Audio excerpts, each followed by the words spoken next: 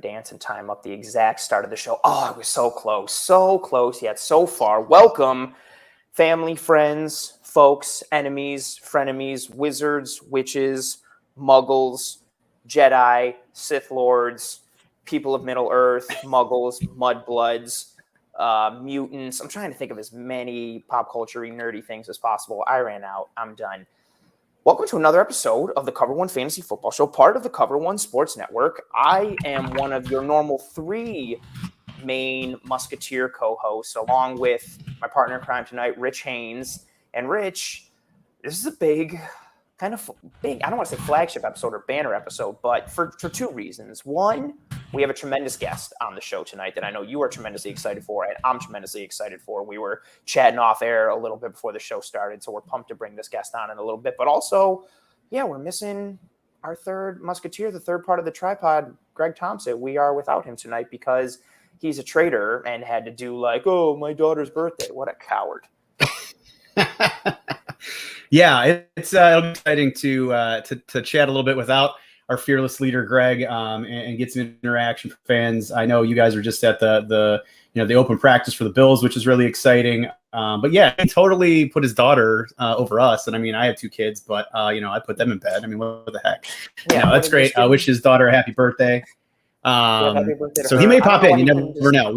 Greg may pop in here at some point later on in the show and surprise us all. We'll see. But before we kind of bring our guest on, and for those that are just joining us, Adam Bull will be on with us in a few seconds. He's from 92.3 The Fan, and in my opinion, the premier sports talk show here in the Cleveland area. So we're going to talk about some fantasy with him and get his take on Josh Allen and the new contract as well from a Bill standpoint. So I'm excited to hear that.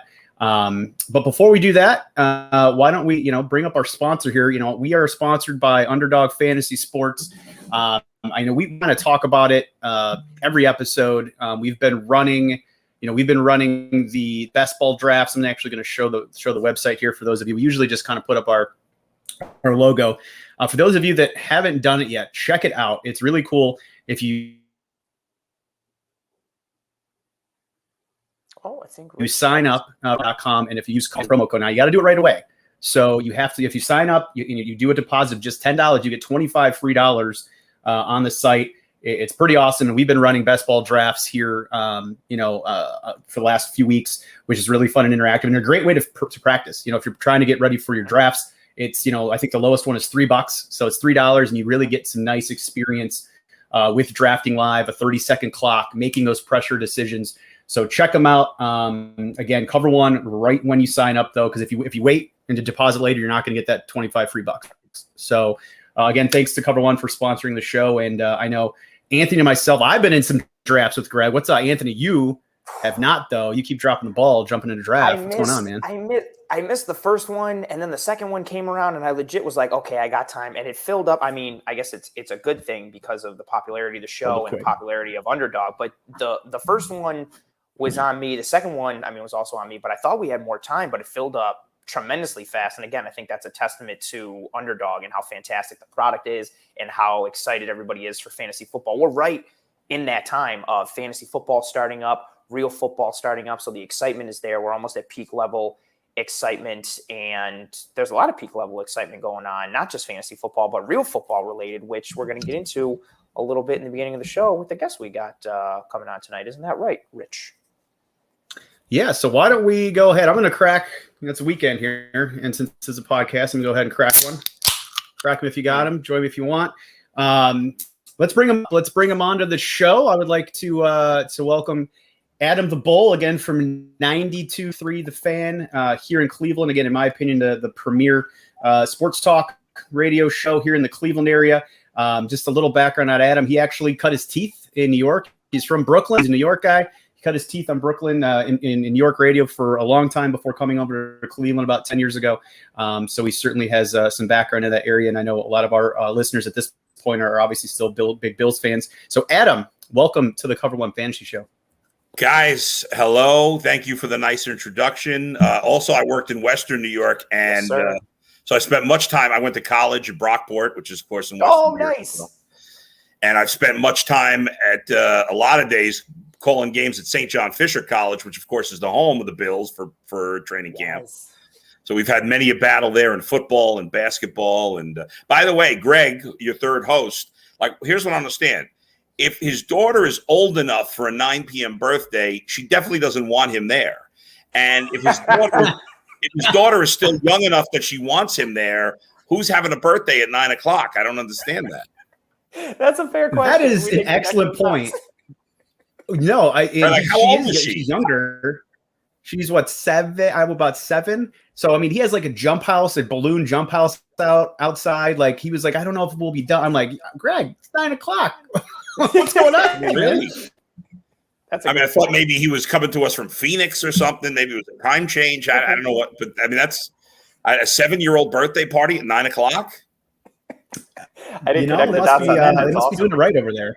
Maybe it's not what's actually happening. Maybe he's lying and he's slowly leaving us and he doesn't want to just be on the show. So he might be something to it. You guys better do some work behind the scenes, figure out what the hell's going on. You know what? Bear with us. Let's scrap the show. Rich, drive over to Greg's. We need to investigate the hell out of this right now because I don't buy it. Adam's right. This doesn't add up. I don't like it. I don't like it at all. It's very true. Yeah, and Adam, Greg's actually in the Cleveland area. He's been bounced all around. Okay. He was in Atlanta for a while, but he's back up here in the Cleveland area. But is from Western New York, huge Bills fan, and obviously big Cover One contributor at this point. But so I want to get into some questions for you. But the first thing I want to lead off with, and it doesn't necessarily have to do with fantasy right away, but it's huge news today.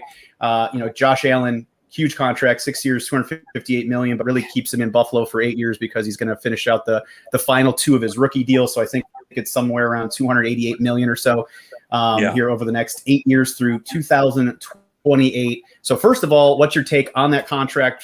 From Buffalo's perspective, do you like it? Do you not like it? And then, at the end of that, maybe, obviously Lamar and Baker are up for deals as well. How do you think that maybe impacts either of those quarterbacks? I mean, I understand why they did it. I think, in my mind, Baker, Allen, and Lamar Jackson are all kind of on the same plane. I think all 3 of them are very good. But I'd like to see all 3 of them do it one more season. If it was up to me, I would want to see them do it one more season before all 3 of them, before I committed to the money. Even though if I had to bet, I'd bet that all 3 are worth it. But I'd still want to see it. And now with Baker, because if you're Baker, you're not taking less than $43 million. We can debate who's better, Allen or Baker. Allen from beginning to end last year was better, although Baker was better at the end of the season. And neither one was great in year 2. Baker was better as a rookie than Allen. So I think they're really close. And I do think all 3 of those guys are going to be guys we look at as, at worst, top 15 quarterbacks for the next decade. But I'd still want to see all 3 of them because they've all had their inconsistencies, right? Allen was excellent last year, especially the first 2/3 of the season, but he wasn't great his first 2 years. Lamar was great year 2 and was kind of average last year. And Baker obviously had the lousy year 2 and then was really good for the back 2/3 of last season. So I'd want to see all 3 guys show me one more good season if it was up to me. But I wouldn't criticize any of the teams for signing the guys because ultimately the price is meaningless, right? Because the price is like, it is what it is. It doesn't matter if you're the best guy. You're the next guy if you're really good. And so, like I said, I think there's a 90% chance all 3 of these guys will be worth the money. But it's worth noting that through the first 3 years of his career, Carson Wentz had better stats than all these guys. Not running, but you look at touchdown interception ratio, you look at yards per game, you look at completion percentage, you look at QBR, quarterback rating. Carson Wentz was better than all 3 of these guys. Maybe in not some advanced statistics, but the point is, and I don't think any of them are going the way Carson Wentz does. I'm not saying that. It's saying you just don't know for sure. So I'd want to see it one more year. But in the end, you're going to have to pay him around this much. I don't blame the Bills for doing it. I don't think it's a bad move at all. And I think it'll pay off in the long run. But I still would wait one more year if I were the Browns to sign Baker. But we'll see what happens. He set the bar. Allen set the bar. So it's going to be tricky. Allen came off such a great season, as you mentioned, such a great season last year. It kind of came out of, at least from my perspective, came out of nowhere. But he was pretty consistently great. I think Diggs certainly helped that. But, from my standpoint, I'm really curious what this means for Baker and his contract. I saw a tweet earlier today saying that we may be able to only 33 to 35 million for Baker, which to me seemed very low. I would be surprised. I mean, he certainly is not going to sign for that right now, in my opinion. Yeah, today on Twitter was I'll have to go find it. I'll retweet it to you after the show. Yeah. It was very interesting because again, I feel like that's an extremely low number. So I'm curious, is it 40 million? Is it 41 million? But I agree with you. I think from a Baker perspective, the Browns probably should wait. If you're Baker right now, I don't know why you'd take $1 less than Allen. Again, I know there's a lot of people that think Allen's definitely better. I'm not convinced. I think they're both good. I think they're both going to be really good. I think they're both going to probably be top 10 quarterbacks for the next decade. But at this point, I don't think you could say for sure Allen's better than Baker. I think the best of Allen through 3 years was maybe a little better than Baker, but I think Baker's been a little more consistent, than Allen has been overall. I think it's close. And if I'm Baker, I'm not taking a dime less than $43 million. And that's why in the end, I'd wait and play this year. And if he has a great season, then he'll get paid $43 million or more. And if he doesn't, well, it's a different story. But, with the talent he has around him and the coaching staff and his skill level, I expect him, him to excel this year. And he and Allen have had a big advantage over Lamar in terms of talent around them, in terms of, the skill positions, right? Because obviously, you mentioned Diggs in Buffalo, and although Buffalo doesn't have the running game, certainly Josh Allen has been the running game. Yes. But in terms of wide receivers, and even Cole Beasley, who's got his issues. I don't want to go down that road, but anyway, but he's a good player, and the Ravens haven't had any good receivers the whole time Lamar's been there. Who's their best receiver? Marquis Brown. Willie Snead. Yeah. Willie Snead. Yeah, that's actually an interesting transition. Just from the Baltimore standpoint, I want to talk about. We want to talk about obviously fantasy and tight ends for a second, but I'm just curious from your opinion. Baltimore. You just mentioned that they haven't had a lot of skill positions around Lamar. Yeah. Do you think anybody in that receiving group from switching to fantasy now, so not necessarily NFL, but switching from a fantasy standpoint? Do you think any of those wide receivers out there can be better than a wide receiver 3? Because I believe last year the highest was Hollywood Brown, and he finished 35th, I believe, overall. From a rankings perspective, which is wide receiver 3. Do you like any of those wide receivers in Baltimore this year, or are you passing on Baltimore wide receiver group as better than a wide receiver 3? I would say better than a wide receiver 3. I'm not even, and Hollywood Brown being 35th, even that's like a bit of a surprise. Yeah, if you think about it. Obviously Mark Andrews, if you go tight end, is certainly top. I think I got him 5th or 6th. But I don't trust any of the wide receivers. First of all, obviously he doesn't throw to wide receivers that much. But you could say, well, like we said, he hasn't had good wide receivers. The whole chicken and egg. Is he not thrown to wide receivers because he doesn't have good ones, or is that just they run the ball a lot? Mark Andrews is his best passing target. Plus, J.K. Dobbins really came on at the end of last year, and I expect him to have a monster season. And I think they'll throw him the ball some too. That part of his game I would think would increase. So no, I don't trust. I'm a total stay away. But then again, the rest of those Ravens receivers are probably going so low at this point that maybe I'd take a flyer on somebody late, one of the young guys. But I don't trust. There's no way you could trust any. It's like a running back on the Patriots. I don't trust any running backs. I don't trust any wide receivers on the Ravens. No, not at all. Yeah, I'm in the same boat. And actually, echo your Dobbins comments. I highlighted him, I believe 2 or 3 weeks ago when we were doing a running back show, and with the departure of Mark Ingram, and I just think the fact that Lamar's going to have to take a step back in touches from a running perspective at some point. I mean, certainly he's always going to run, but just to keep him healthy, he's going to have to start to take a step back. So I'm guessing I got him in my keeper league. I don't want him dropping the touches. He's still going to be a good quarterback, but I mean, just even if he took 40 carries off, Dobbins is going to get those 200 touches, and I think he's going to be really, really great. But you talked about Mark Andrews, so why don't we jump into tight end talk with you? So Anthony and myself, we're going to go through our tight end tiers, after you jump off today. But, from a tight end perspective, I guess first question for you, from a fantasy standpoint, do you build tiers when you prepare for your draft? Do you try to put players in certain tier statuses and go, hey, I kind of want to target this guy in these rounds? So kind of what's your approach to your fantasy drafting, strategy? And then, maybe break down some tight ends that you like, in that first tier, and we can kind of go from there.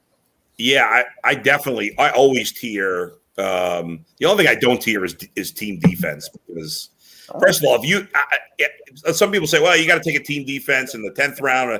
I don't take a team defense to the last round. I never take one before the last, maybe the second to last round. Okay. Because it's year to year, the defense you think is the best is never the best. It never works out that way. Defenses are unpredictable. Every year, if you're quick on the waiver wire, there's always a couple of defenses that you grab early in the season turn out to be decent. So besides defense, and by the way, I don't know what you guys do, but for the last few years in my leagues, we have gotten rid of kickers. We hate kickers. We have booted kickers from all our fantasy leagues. Ooh, you kick the kickers. They're done. It's like a coin. I mean, listen, obviously there's a lot of luck in fantasy football. We all know that. But kickers is total luck, right? I mean, it's complete luck. Will he get the opportunity? You never know. Like, decide if you have two kickers. If you had a league where you had two kickers, deciding who you start every week, like, you might as well just flip a coin, really, unless you have Justin Tucker or whatever, But anyway, so yes, quarterback, running back, wide receiver, tight end. I certainly do tier. I think that's a huge key, because you need to find those drop-off points along the way. So, listen, obviously, if you have a clear guy, whatever round it is, first, early in the draft, if you have a clear guy that you love, you're going to take him. But eventually, once you get deeper into the draft, even by round 3 or 4, there's often going to be 3 or 4 guys that you really like, right? So if it's not, especially when it's not clear cut, I'll look at it and I'll say, okay, if there's a wide receiver and a running back that I love here, and I think they're kind of equal, I'm not sure which way to go. Yeah, part of the factor is who I've already drafted, what position I've already gone. But also, if I see that I have 5 wide receivers left on this tier, but only 2 running backs left on the tier, then it's gonna make me roll that way. So I think when preparing for a fantasy draft, that is imperative. Like, some people, the people that are just like, along for the ride, those people are like picking out a magazine. Some people still pick out a magazine. Yeah, it's crazy. I mean, who's even using mag? I can't even believe they make those anymore at this point. Like, they're so, which is crazy. But then the next thing is some people just will make a full list, like 1 through 300. And to me, that's useless. I have to have guys split up by position and then by tier. At the very least, you should have it split up by position. You shouldn't just have a 1 through 300 total list. You could do that like as an extra, but that shouldn't be your primary way you draft. But definitely, I'm 100% all in on tiers. Yes. In terms of the tight ends, I mean, to me, at this point, as good as Darren Waller is or Kittle is when he's healthy and some of these other guys, to me, with tight end, like Travis Kelsey is on a tier by himself. Yep. And I don't like to do that normally, but he's ridiculous. And my philosophy, I have usually in fantasy not ended up with one of the elite tight ends, because I've often felt that the best tight ends get overdrafted. But you can't overdraft Travis Kelsey. I think you could, especially in a PPR league, I think you could draft him as high as 5 or 6 this year. I think you can. And it's not interesting. Crazy. His ADP right now, to interject, with our friends over at footballguys.com, their consensus ADP rolling right now in a PPR is 6th for Travis Kelsey. Exactly. Because if you think about it, once you get past those first couple of running backs, and you're looking at like, okay, now there's that second group of running backs, but the running backs you could take in round 2 are also really good too. Travis Kelsey is just so much better, not just really like so much better than Waller or Kittle, but if you look at Travis Kelsey compared to like the 8th, 9th, 10th, 11th, 12th tight ends that half the league is going with in their starting lineup, it's such a huge disparity that it gives you a massive advantage. Yeah, and he's been putting up, I think, Oh, what I wish I had the exact number offhand, but Travis Kelsey, I believe if you put him in the wide receiver rankings the last several years, he's been easy like a top 10 receiver, and I believe the last couple of years he's been like top 5. And so if you're getting a tight end who's going to put up top 5 wide receiver numbers, exactly to your point, you are just crushing the rest of the field for whatever tight end they have, because even like they're the second best tight end. I know Kittle had a really great year as well, but that second and third best tight end, they're not putting up top 10 wide receiver numbers. So you're automatically winning at that position in respect to everyone else. Anthony, just to give you just to throw some stats out there for you. I have them right here. Just again, projection wise this year going into the year, Travis Kelsey is projected at 312, which would be the 4th best wide receiver. Exactly. So to me, if I'm getting the 4th best wide receiver production at a position where half the league is getting no production, minimal production, then it's a no-brainer. I'm picking in one league that we already have our draft order. I'm picking 9th, and I'm hoping he makes it to me because if he is, I'm taking him at 9, and then I'll go running back at 15. My math is 16. I don't know, but I don't think he's going to get there because I think he's going to go sooner. We'll see. Oh, wow. He went 7 in an underdog draft that I was doing last night. So yeah, and that's crazy for me to see that. And I agree though. That was best ball. That was best ball. Yeah. So but that's crazy to me to see that. So, obviously he's in class by himself. Anthony, we'll give our opinion on him a little bit. I think, everyone can kind of agree Waller, Kittle's probably next. You mentioned them. I'm curious after those 3, Adam, who do you like after Kelsey, who I believe is now, I think he wants to say his name is Kels now. I thought I heard that the other day, which is I'm funny. not doing it. Not doing it. Either. It's always going to be Kelsey. He came out like a week or 2 ago, and I think he was doing an interview. It was a clip from the Tight End University thing. Yeah. Yeah, and he said that his name is pronounced Kels, but he's fine with it, and people call him Kelsey, so it is what it is. After all, I believe he's 32 years old. After all this time, not one correction. He hasn't said anything, and I'm not saying that you have to feel a type of way, but I want to pronounce everyone's name correctly. Sure, of course. I'm super committed to Kelsey at this point. Like, I can't not say it. This is like Tyrod Taylor or Tyrod Taylor all over again. No, it's Tyrod. Like, you can't come out after being called this name for so long and be like, well, actually, it's this. No, you have to establish that a couple years in. You can't let everybody just commit and then back off. No, it's inappropriate. It is inappropriate. It's inappropriate. I love after Kelsey. Yes. After Kelsey, Waller, and Kittle, who do you have maybe in that next tier? Who do you like after that? I'm kind of torn, and I'll tell you why. I think there's 4 guys in the next tier: Hawkinson, Andrews, Noah Fant, and then the guy I love the most, Kyle Pitts. Now Kyle Pitts probably should be the 6th or 7th tight end drafted, but for me, this is insane probably, but I would even consider taking him over Kittle, which is crazy. Wow. I'm a gambling man by nature, but it won't come down to that because obviously Kittle will go before I'm willing to take Kittle anyway, so it won't matter. But I think his upside is crazy, and so many people are so used to, ignoring tight ends as rookies because they're often useless. Yes, that was going to be my question to you. How do you think that he fares up against the tradition, I guess, or the normal trajectory for a rookie tight end, where as good or as high as projected they could be, they kind of tend to hit almost like a limited ceiling no matter what, because it's a hard position to adjust to. But you're not feeling that for Pitts. No, because I think he plays like a wide receiver, right? He's built like a wide receiver. Yeah. He's an incredible athlete. And if you look at Atlanta, right, their defense is going to stink. Yes. I can't. I'm not even thinking of who their running back is off the top of my head. Brian Hill, Mike Davis now. Well, Mike Davis. I don't remember. Yep. Right. So we don't even know. Like, Mike Davis did a nice job filling in for McCaffrey last year, but I don't know how good Mike Davis is. They have Matt Ryan still. They got rid of Julio Jones, so there's a lot of targets available.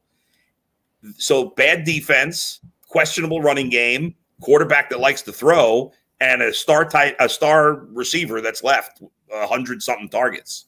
So they're going to go to him a ton, and they're going to have to throw the ball a lot because they're not going to be a great running team, and they're not going to be a great defense. So I think he's going to get an absurd amount of targets for a tight end. And he's so skilled that I think he's going to break this this tight ends as rookies can't do anything, can't be productive. And so to me, if I'm going to take a tight end, and I'm not sure what's his ADP right now?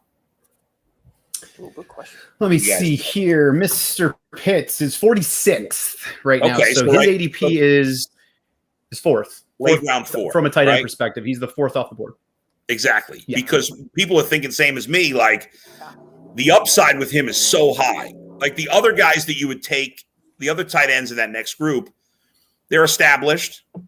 You know they have decent floors. And we don't know what – but his ceiling is so high that, a late 4th round pick, which is 46, 12-team league, it's a late 4th round pick. That's a good spot. That's why I don't think I'm going to get him because, in the end of the 4, I'll be picking early 4th round in this one league I'm in. But if you're picking late 4th round, I might even consider taking him early 4th round. I guess it depends how the first 3 rounds went for me. I might even take him earlier. I just think and again, it's a big risk, but I like to gamble sometimes, especially like my keeper league is my big league. So in my other leagues, I kind of take more chances. And I think that's a guy worth taking a gamble on. I love him. I do. I think by next year we might be talking about him as the number 2 or 3 tight, like no doubt about it, number 2, 3 tight end. After those guys, like I don't love anybody else. Everybody else is a total crapshoot. We've been waiting for Dallas Goedert for years, right? But like Zach Ertz is still there right now. Yeah, all the rumors of Zach Ertz to Buffalo have not come to fruition. And lo and behold, there he is. Plus, we don't know what Jalen Hurts is as a quarterback. Like, right? What's interesting is I have a buddy that has Jalen Hurts in my keeper league, and he thinks he's the best. And I'm like, I don't even know that he's a starter for sure. Like he will be this year because who else do they have? They're not going to go with Joe Flacco, but yeah, especially when you add up with the like. And I guess it could be coach speaker gamesmanship, but Sirianni not coming out and committing to him being the starter officially. And then you add in this Deshaun Watson rumor that's kind of true, but maybe not true, all these things. But you piece it together and it's like he's had accuracy issues going back to Alabama and at Oklahoma. He had some really high highs last year for Philly, but he also had some inconsistency. And when you piece all that together with an offense, again, especially looking at it from the tight end standpoint, Goddard was so successful in that 2 tight end system, but Doug Peterson is no longer there. And we know Sirianni likes to use tight ends a little bit like he did in Indianapolis, but Ertz is still there and you don't know what you're going to get from Jalen Hurts. So I'm staying away from those like mid-tier, like those tier 3 tight ends. I'd rather, if I don't get one of the top tight ends, which for me, I probably won't, I'd rather like go late and take a Robert Tonyan or take an Irv Smith Jr. or I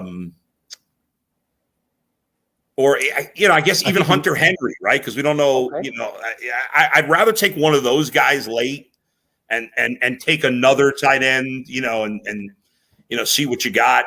If I'm not, I just don't like I think the mid-tier tight ends, when you take those guys, there's going to be way too much talent at wide receiver and running back at that point. Yeah, and then you're almost in like a limbo type of scenario where you hung your hat on this mid-round tight end, but he's not going to give you the same return on investment that a running back or a wide receiver would at that. But I've been doing that strategy for years as well. If I'm not getting one of the top tight ends, which I usually not, I'm taking a later round flyer on somebody with some kind of upside just because you're not going to get the value. Exactly. Yeah, one name you threw out there that I really like, and we'll get into it, Anthony, here in a little bit after Adam jumps off, is Irv Smith Jr. I think that's a one to watch late. He's getting a lot of red zone looks right now in camp in Minnesota.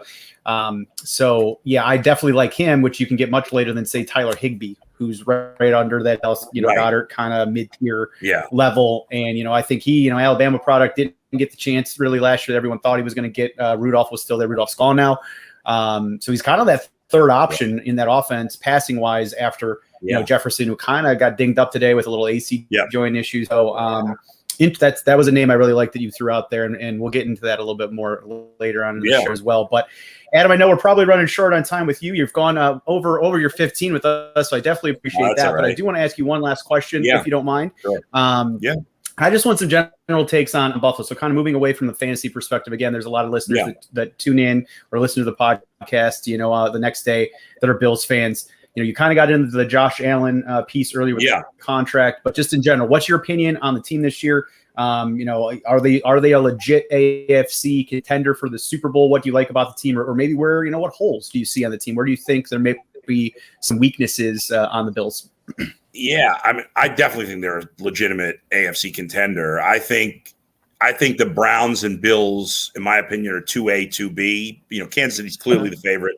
Yeah. Until you beat them in the AFC, they're the favorite, right? And I think the Bills and Browns are, in my opinion, neck and neck for 2. I got the Browns by a pinch ahead of the Bills. Maybe I'm a little biased covering them for the last 10 years, but I think it's really close. I think it can go either way. I do think Josh Allen's really good. So obviously they're in good shape at quarterback. I do like their wide receivers. I'm not buying. I know Cole Beasley's been like off the reservation with some of his comments, but he's a good receiver. I wouldn't cut him even with that. So we know how good Stephon Diggs is. I love their defense. I love Josh Allen's ability to run. The only thing I don't like about the team is their running game. I don't trust any of their running backs. That's the biggest edge, obviously, that the Browns have over the Bills. That to me is the difference why I like the Browns a pinch more. But I think the Bills can win the Super Bowl, definitely. Josh Allen's going to have to play great when the lights are brightest. But I think they're one of, the AFC is so good, guys, right? So hard. Titans are solid. They obviously will see if they improve their defense. But to have Julio Jones and A.J. Brown and Derrick Henry, that's a ridiculous amount of talent. The Ravens obviously have been a disappointment in the playoffs, but Lamar's still really young. He's got a great back now, and they're a good team. I'm not as high on the Chargers as some other people. I think Justin Herbert's good, but I think he's a little overrated in my opinion at this point.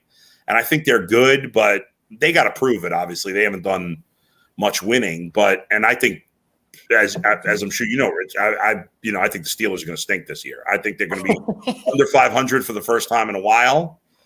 But I still think the Patriots will be competitive. Yep. With Belichick. But the Bills should. And the Dolphins. I forgot about the Dolphins. I think they're, again, I think it's unfair to write off Tua.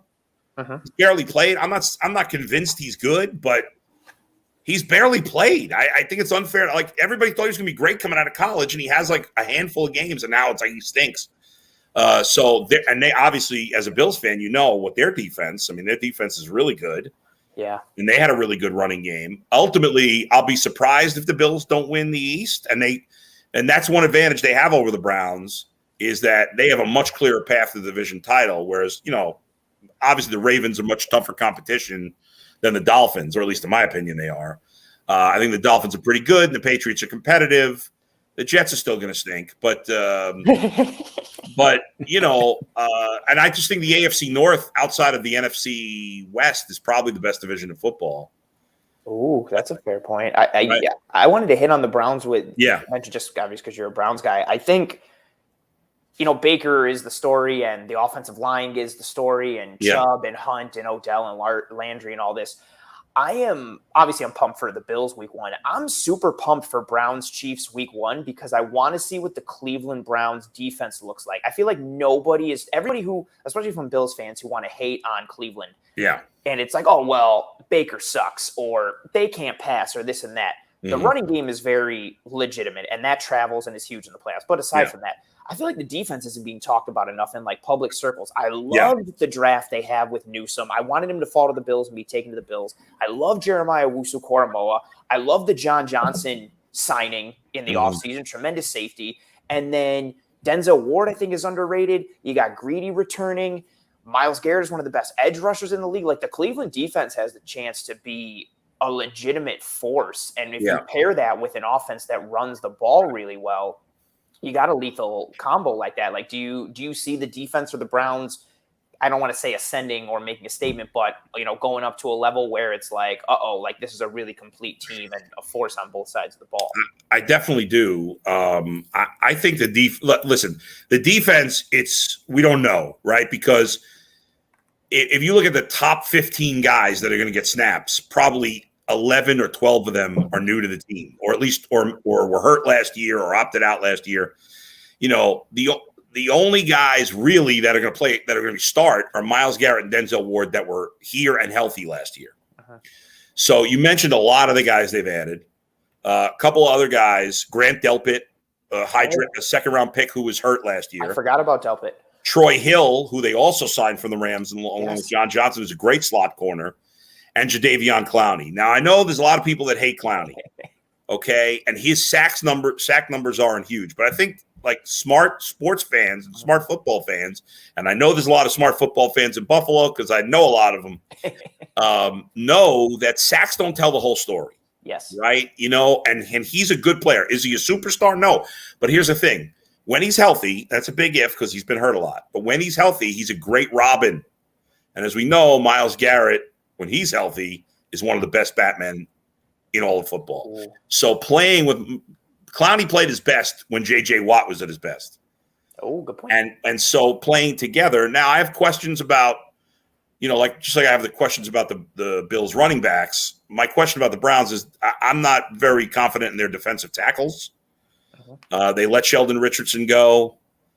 They have they have a veteran Malik Jackson who they brought in, and Andrew Billings who they signed from the Bengals last year who opted out. But you know, Jackson's older, Billings is unproven. All the rest of the guys are completely unproven. So that concerns me. I do think I agree with you that the Jeremiah Owusu-Koramoah pick was a great pick. You know, can they? And the Browns have a smart coaching staff. Yeah. Same thing with the Bills. That's one of the things both these teams have. Great coaches. I love both head coaches. Who would have thought we'd say that all these years after? Who would have thought? It's been a while since Marty Schottenheimer and Levy and Marv Levy. Yeah. You know, but I mean, and neither team's had a quarterback in forever, and here we go again. But I think their defense has so much potential. What I really am excited about is the secondary, because their secondary was garbage last year. It was awful. And I think it has the potential, again, it's potential, they got to prove it, but I think it has the potential to be maybe even a top 5 secondary in the league. I think that's how big a jump they can make in 1 year. I think in the front 7, they can be good. Not great probably, but good. But in the secondary, I think they can be great. So if they can, if the Browns with their running game and their quarterback and their, just talent, the best offensive line, if they can play just average on defense, they should win a lot of games. If they're better than that, then, So, I think both teams can win the Super Bowl. And saying the Bills and Browns can win the Super Bowl is kind of mind-blowing, but I think they both can. Awesome. Yeah. So what we're going to root for is a Bills-Browns AFC Championship game.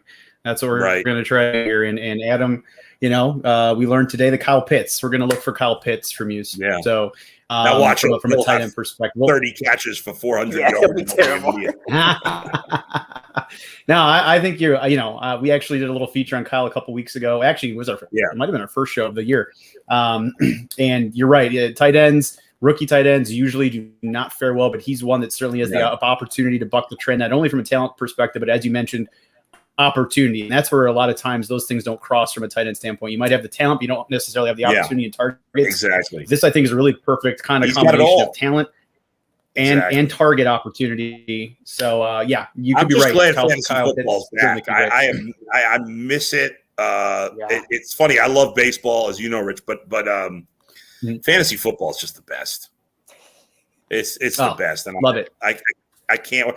By the way, I don't understand. Like, if you're doing like a fun best ball draft, that's fine. But like, I don't understand people that draft this early in like a regular. Agreed. Hate it. If you're doing like a redraft league, especially you got to start at least mid-August. Like, I don't want to see. I've done drafts in July before, and then look at like how many people who did redraft leagues, and now their team might be shot because of Cam Akers, or people who the Deshaun Watson Hurts thing again, even though it's rumors. You don't know what can happen in preseason, camp, all these things. In an ideal world, you're drafting like the week before regular season. Spot on. I love that. I actually have one draft that is the night of the Thursday night opener. We're doing a redraft. It usually takes us about 90 minutes. Okay. My show ends at like 6:53, and the second my show ends, we're starting the draft and hoping to be done by the time the Thursday night opener happens. But I like to. as late as possible, I think, because as you said, all right, like in my keeper league, I have Cam Akers, which it doesn't hurt me because it sucks because I wanted him. Yeah. But I got him as an unactivated rookie. We have like contracts and all these crazy rules. But nice. So at least, I'm not like if you draft Cam Akers in the second round of a redraft league already, you're screwed. Yep, especially with how many people were bigging him up as like the sexy pick this year in the Rams offense and all this stuff. And now a lot of teams are not shocked, but it's not a good start for you. Our guest, 3 weeks ago for our running back show, Samantha Praviti from Action Network, she was huge on Cam Akers. Unfortunately so Darrell Henderson's going to be an interesting situation to see how that pans out from a running back standpoint. But again, hey, Adam, we really appreciate the time. You obviously stayed much longer with us this evening. So thank you so much for jumping on and joining. Maybe we can get you back during the season sometime to talk about fantasy again, because I know you're passionate about it, as are we. And I know you don't get a lot of time to talk about fantasy on your normal gig at 92.3 The Fan. But thanks again for everybody out there that does listen. Again, he's on 92.3 The Fan, premier, sports talk show here in the Cleveland area. I think it was cool to get his opinions on the Bills, though. And also, I know, Adam, you do some national shows here and there as well, filling in for CBS Radio on the weekends. So thanks again. And hopefully, again, we can get you back in the future. Yeah, anytime. Happy to do it. Thanks, guys. Thank you so much, Adam. Take care. You too. Oh, man. All right. That was pretty awesome. That was amazing. Yeah. I'm happy. Great guest.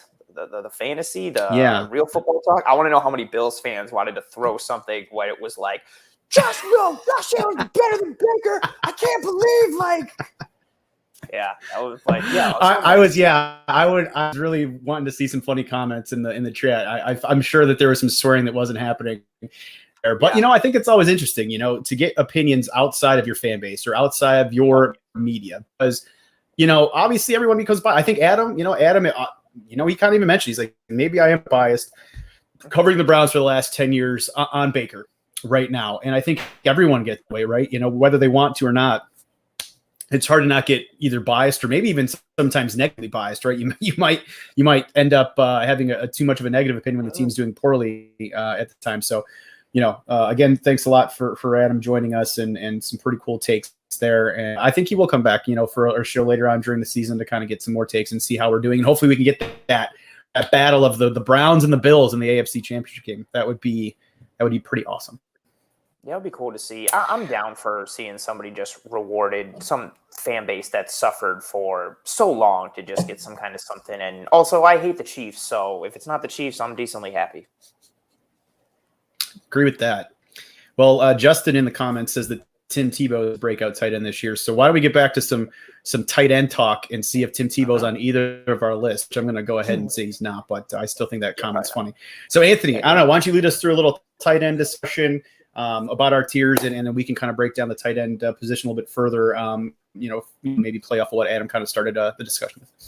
Sure. I loved what Adam said, both in terms of his tiers and in terms of his strategy. And there were a couple things I wanted to pick out. I agree with the notion. Actually, we've seen this for several positions now. I think with quarterback, running back, and now tight end, you've got guys that are almost in a tier by themselves. McCaffrey is almost in his own McCaffrey tier for running backs. I think despite how good you might think Allen or Lamar or Kyler Murray or Herbert or anybody, like with quarterbacks, I still think Patrick Mahomes is in his own tier by himself. And then Kittle, maybe the most dramatic out of all that, being in his own, Travis Kelsey being in his own, I started to think about Kelsey in his own tier by himself. Travis Kelsey. I can't say it. It sounds weird.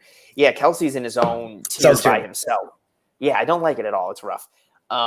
I completely agree with that. Kelsey being in his own tier, for as much as I know Adam doesn't like to do that, but I think Kelsey's in his own tier. And I like the strategy points that he mentioned. And Rich, I'm interested to see what your thought is, especially in like a redraft league when it comes to the tight end aspect. Cause I mentioned a little bit when Adam was speaking, I'm very much into, I usually see people, and he mentioned it, people usually reach or go early for one of those tight ends. So like usually in the top 3 or 4, or even 5 rounds, you'll see the top 3 tight ends go, especially guys like Kelsey and Kittle. I think you'll see Waller step into that realm as well, because I think people have him in that next tier right above Kelsey along with Kittle. But I traditionally have been, I drafted Dallas Goedert in our Dynasty League. That's usually the type of tight end I get. Somebody, and I've gotten Goddard usually when it's been like people don't think he's going to do anything because he's the backup tight end. So I'll get him in like the 12th round or something like that. That's usually where I get my tight ends because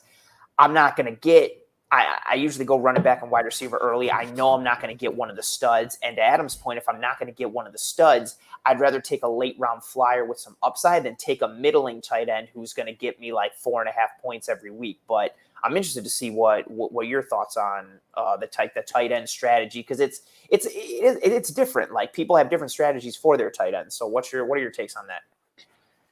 Yeah, I mean, I actually fall quite. I usually never have a top tight end, unless the only thing I'll say there is if it's a 1.4 or a tight end premium league. So if you get the 1.5 point PPR, so the fantasy football, FFPC, the Fantasy Football Players Championship, which is kind of what the World Championship is decided over.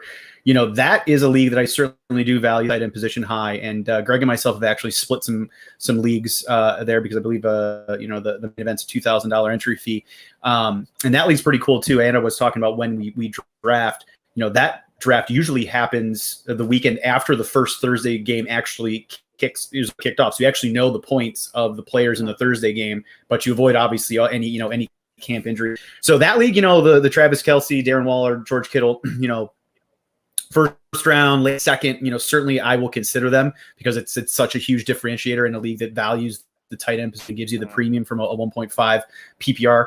Outside of that though, yeah, I usually wait as well. And I've been finding myself this year in some of those underdog best ball leagues, at least, kind of gravitating towards not the really late guys, but that maybe tier underneath Kelsey, Waller, and Kittle, which we'll get to in a second. I find like there's a kind of a lull for me so far right now, maybe in the wide receiver or the running back range where I've been drafting, and I've been kind of grabbing one of three guys that we'll talk about in a second once we get down to that tier. But I agree with you as far as tier one for me, Kelsey, by himself, by far. I mean, even from a projection perspective, he's by far and away, in a league of his own in a lot of ways. And, I know we were going to really do a ton of mashups yet on this show. We were going to kind of do some car mashups, with tight ends. So for me, Travis Kelsey is a Bugatti Laboratoire Noir, which is only one in the world. It's $18.7 million. They only make one of these. From 0 to 60, 2.5 seconds. Just a drop in the bucket. 261 miles per hour is the top speed here. I'll throw it up there on the screen. It looks badass, and I'm not even a huge car guy, but for me, that's like basically the Batmobile. But it looks like the Batmobile. It looks fantastic. So Bugatti obviously headquartered in France, and they only make one in the world.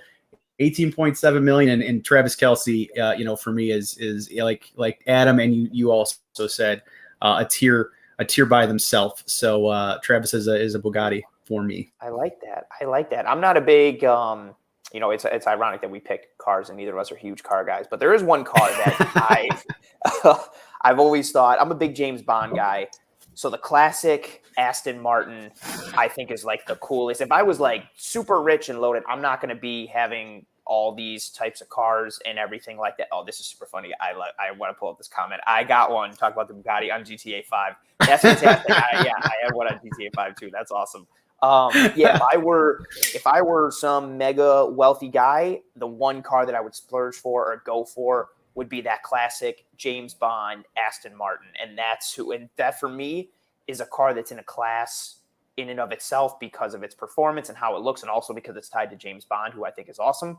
So that is Travis Kelsey for me. And I think, again, to reiterate and drive the point home for everyone, he's in a class in and of himself. And I think our car mashups kind of identify that and define that, which is very interesting. Oh, and this is, oh, wow. We got a very deep comment on this one. Kelsey is as good as he is because of the rest of the team is loaded. Without all the rest, Kelsey would be above average. Rich, I'm interested in your take on this. Without all the rest, Kelsey would be above average, but not great in my opinion. Excellent moves, excellent speed for a big man. Definitely a coverage issue. Just don't forget about the rest of the team and Mahomes. The Bills have awesome potential, and they have never highlighted or trusted any of their tight ends. Ooh, what do What do you think on that take, Rich? Do you think Travis Kelsey would be strong enough on his own if not for the strong supporting cast of the Kansas City Chiefs? Yeah, I really do. I mean, I appreciate the long comment there, Michael. Well thought out. I actually do disagree with that. I think Kelsey would be, maybe he wouldn't be in a tier by himself as far, let's say he was on San Francisco. Put him in Kittle's situation. Now, I'm not a huge, I don't like Jimmy Garoppolo. I'm not even a Trey Lance guy, but I think he would still be a top 2-3 tight end in that offense. Without Pat Mahomes. And I actually think, if you think about it from a receiver perspective, it's not like Kansas City's outside of, Tyreek Hill has had some crazy wide receiver room. I mean, they, Mecole Hardman, I think this year has some upside potential, but he hasn't really, taken a ton of defensive coverages to his side. Sammy Watkins, when he can't stay on the field. So, I think Travis Kelsey certainly would be good anywhere else. Obviously you could say Tyreek Hill from that standpoint, if he didn't have Mahomes throwing the football, would probably not be maybe as good on another team, as well, but would still be good. Right. So I think that Kelsey's in the same boat for me. I think he would still be a top 2 or 3 tight end, maybe just not have that huge 60-point projected difference between a Kittle, and a Waller or something like that. That's fair. I think, I get where again, Michael, awesome comment, well thought out, well played. I'm in a similar boat regarding beer number 2. I just want to make sure everyone's aware of it. Hold on. That's fine. I'm still on. It's Friday. Beer number 2. I'm still on Smart Water number 1. But I knew that would get you. I like Kelsey a lot. Obviously, I think he's good enough to build around. Anybody needs a supporting cast, but with his skill set, I mean, I completely agree that the Kansas City offense allows him to succeed even further, but just his skill set and what he does, it makes him, he's a unicorn at the tight end position. Again, from a fantasy lens, not even a real football perspective, which is a given. But as you mentioned earlier, his projection for this year puts him at wide receiver 4. As a tight end, that is unreal. I am used to the fantasy, and it's been this way, I think, up until the last several years, really, with Kittle and especially Kelsey emerging. Tight end was always kind of like a fantasy wasteland. Like, I remember my brother and I breaking this down like 3, 4, 5 years ago, as because we would prep so hard for these drafts coming up into the season. And like the number 1 tight end, this is even when Gronk was doing like really good, the number 1 tight end would be equivalent to like the number 12 wide receiver. And so it was just like, okay, like why even go that early? Like guys were taking Gronk or whoever was the number 1 tight end, like 3rd round, 4th round. And it was like, you don't need to do that. You can get somebody who's more valuable and who's going to give you the return on investment and take a late round flyer because the balance wasn't there. And now you're seeing just Kelsey and Kittle, especially Kelsey, redefining the position. And it's super awesome to see. And I think, kind of to move on from them, we're starting to get some comments. Awesome question from Caitlin. Is Kyle Pitts anywhere near these top tight ends? I never really watched any tape on him or know of his size or speed or anything. Kyle Pitts is a very intriguing guy. And Rich, do you have him in as we start to move to that next tier of guys? Is Kyle Pitts in your tier 2? Obviously Adam was a huge fan of his, and it's easy to be a fan of his when you see his skill set in the film. Is he in that tier 2? And if so, where? And who else do you got there in that tier 2? Yeah, Caitlin, great question. Just from a size standpoint, 6'6", 240. I mean, it's the 40s. What was it, 4.38 or something? Off the top of my head. Fast. Speed was incredible at the combine. He's going to be, just like Kelsey in terms of an athletic freak over the middle at a position. So, I agree that, if you missed the segment there with Adam, he definitely has the potential to kind of buck the whole trend from a key perspective, and be a fantasy force right out the gate. So I do have them. Have Kyle in that next tier of tight ends after, you're kind of, after Kelsey. I think, Kittle and Waller, we haven't talked about a lot, but for me, they're my next tier is Kittle and Waller. But then after Kittle and Waller, I do have Kyle Pitts and kind of my tier 3, Mark Andrews and TJ Hawkinson. But I have, I think Pitts definitely has the highest ceiling of any of those. So when I draft, I like to look at my positions and I like to not take too much risk. So let's say I have, some solid wide receivers or solid running backs at the point in the draft where Pitts might be there. And again, I think he's going to go very high. I think 46 ADP. So you're talking round 4, round 5, if you're lucky. If you have some solid players that, don't have injury risks at the running back or wide receiver position, I think then it's fair to take that swing tight end, because you might get a player that's a huge difference maker at the position, and then just follow them up with maybe one of the sleepers we're going to talk about a little bit later on the show. However, if I have some risk, in other positions, I'm probably going to take a Andrews or probably an Andrews. An Andrews I think is a safer play, probably in a similar ADP range, where he's going to get the red zone targets, in Baltimore. But, Pitts, it's hard to deny the talent, Caitlin. So it's definitely somebody to keep an eye on here during the camp and I'm curious to see how he fares in preseason. Kind of target share he gets in preseason, even though, I know preseason, but it's still gonna be interesting since he is a rookie. He get reps, right? He's not going to be, sitting on the sideline. He's going to get some reps in some of these preseason games. Kyle Pitts is so intriguing as I think he's an anchor point for that second tier, and I'm spot on right with you. After so Kelsey's in a class of his own. I think Kittle is next, Waller is next, and I think those three have a clear definition versus that next tier that's below them. But I'm on the same point with you. Mark Andrews, Hawkinson, Kyle Pitts. I like the idea of Goddard maybe potentially going up into this tier before Zach Ertz stayed, even with Jalen, the Undertaker Hurts, but I don't know now. The offense in that situation is murky, so I don't want to put Goddard in there. And I'm a similar in terms of fantasy strategy, especially with tight end, very similar to you. I love what you said, the idea of mitigating the risk. And the upside is fun, but you want to mitigate that risk. And Kyle Pitts, for me, I'm not even putting too much thought into Kyle Pitts, because I think the sexiness of his game is just going to balloon him up. I recognize all the exactly everything that he does. Even the 46 ADP, for me, that's a little high. I recognize how great he is. I liked Adam's points a lot where he thinks he can buck the trend, but there's just so much data and sample size of the whole rookie tight end thing. And I know TJ Hawkinson isn't Kyle Pitts, but when Hawkinson came out, there was a lot of similar buzz in terms of oh man, this guy's going to set the world on fire. This guy's going to set the world on fire. And he didn't. It's just a trend that happens. And as far as mitigating risk, Kyle Pitts for me, especially at his ADP, I don't see the value there, because I feel like if I'm taking a swing in the top 4 or 5 picks, I don't like that. Dynasty, I think that's a completely different conversation, but I don't know. I'm looking at the floor. Again, the potential of Kyle Pitts is out of this world, but if I'm looking in that second tight end tier, I would much rather have Mark Andrews. To your point, I love the red zone targets. Hawkinson worries me a little because I don't know what that offense is going to look like and how sustainable and successful it will be. But at least you have a barometer of what it'll look like versus Pitts, again, that rookie tight end aspect. And when you combine that with the sexiness, I just think it takes him completely out of my ballpark, because I'm not going to risk going that early on somebody like Kyle Pitts. No, which is crazy because he's amazing. Yeah, I agree with you. Actually, I love that we have some questions, and one that's up, and this particular tight end certainly isn't high, so we're going to jump around our tiers tonight because we're going off observation a little bit, which is completely fine. So I'm going to throw up Justin's question. It's up in the chat a little bit. How are we feeling about Evan Ingram? Ooh. So Evan Ingram, obviously not a top tight end from a tier perspective. He's a guy that I think a lot of people see his name and got kind of think about his season back in 2018, 2019, where he finished in the top 7, maybe 8 from a tight end standpoint, and then, kind of has fallen off. So how do we feel about Evan? I have some thoughts on Evan, but I don't know. Do you have any thoughts on Evan off the top of your head? I think the potential is still there. I think he's worth a flyer in the later rounds just because of the talent. I know he's got some dropsies issues, but I have questions for that Giants offense as a whole. I don't know if I holistically believe in Daniel Jones.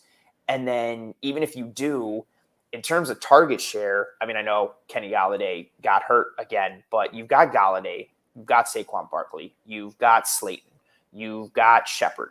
Those are 4 legitimate target share eaters. And we've said it many times on the show before, from you, from myself, from Greg. Samantha Praviti said it multiple times.